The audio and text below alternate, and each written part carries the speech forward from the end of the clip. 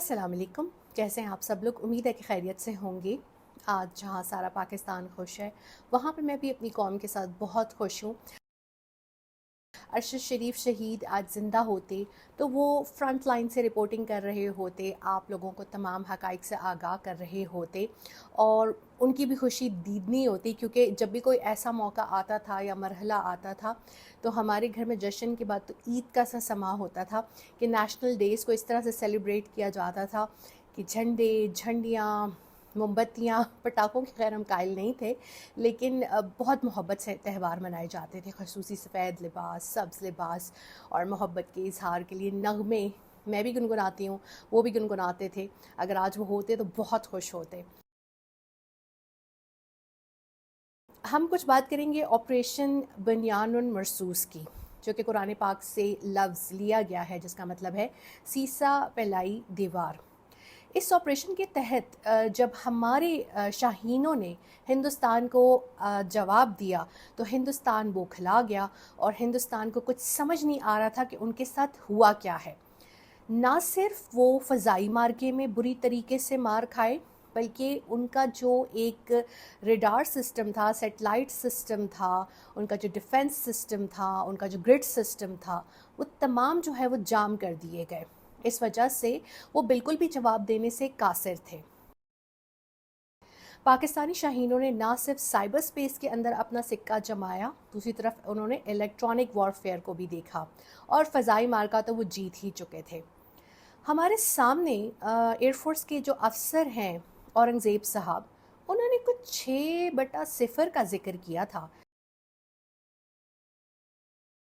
कि विक्ट्री कुछ ये हुई है कि उनके 6 जहाज़ गिरे हैं और हमारा कोई भी नहीं। लेकिन उस वक्त बहुत से लोग हमसे ये सवाल करने लगे, क्योंकि मैं ख़ुद दिफाई अमूर पर बहुत अरसे से लिखती रही हूँ, ख़ास तौर पे फ़ज़ाई अमूर जो हैं, हवाबाज़ी मेरा एक फ़ेवरेट टॉपिक हमेशा से रहा है। तो लोग पूछने लगे कि आखिर हुआ क्या है।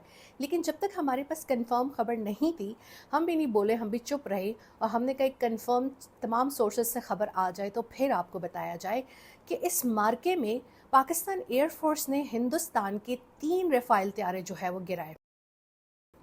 मैं आपको 2019 का बताती हूँ कि उस वक्त ये कहा गया था मोदी साहब की तरफ से कि चूँकि हमारे पास रफ़ाइल नहीं थे तो हम पाकिस्तान से ये मार्का जीत नहीं सके, और उन्होंने उसी साल जो है वो फ्रांस से ये तैयारे ख़रीद लिए थे।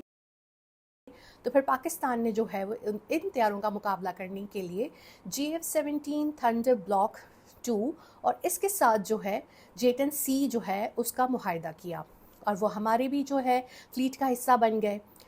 अब हमारे तैयारे जब वहाँ पर गए, जिसमें F-16 भी था, J-10C भी था, JF-17 थंडर भी था और दीगर तैयारे भी शामिल थे,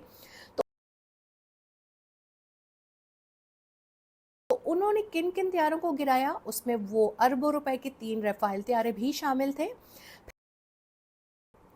MiG-29 भी शामिल था, एक सुखोई 30 एक वो भी शामिल था, और आज इस बात की भी तस्दीक हो गई कि मेराज तैयारा भी जो है वो पाकिस्तान की तरफ से हिंदुस्तान का गिराया गया। सो यूँ 6 तैयारे हो गए जो कि पाकिस्तानी एयरफोर्स ने उस कॉम्बैट में उनके गिराए। ये बहुत बड़ी सुबकी की बात है हिंदुस्तानी एयरफोर्स के लिए कि उनके पास जो भी जहाज़ आता है वो गिरना शुरू हो जाता है।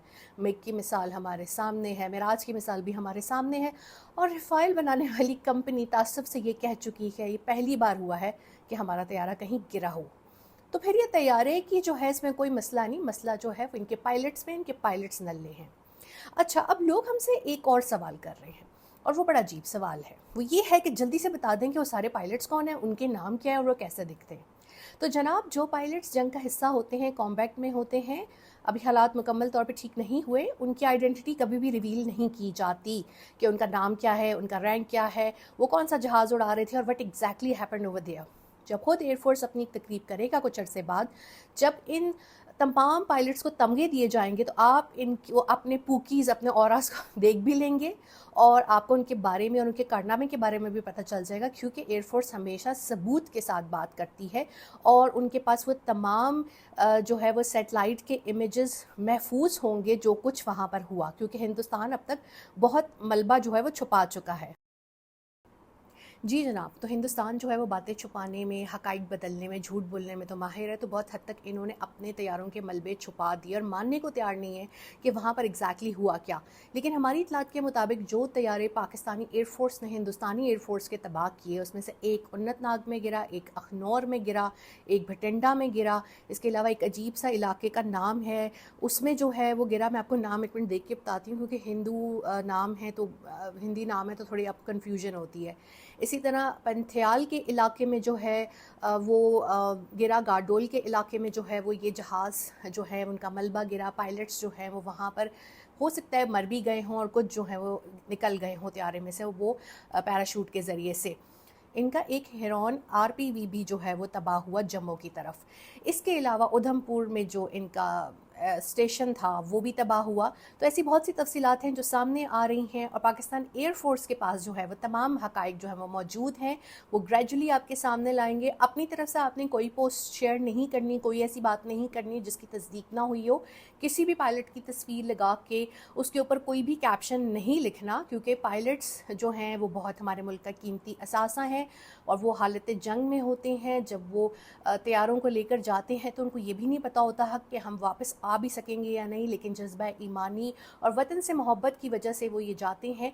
तो आपने भी उनकी safety, security and specially family privacy का बहुत ख्याल रखना है।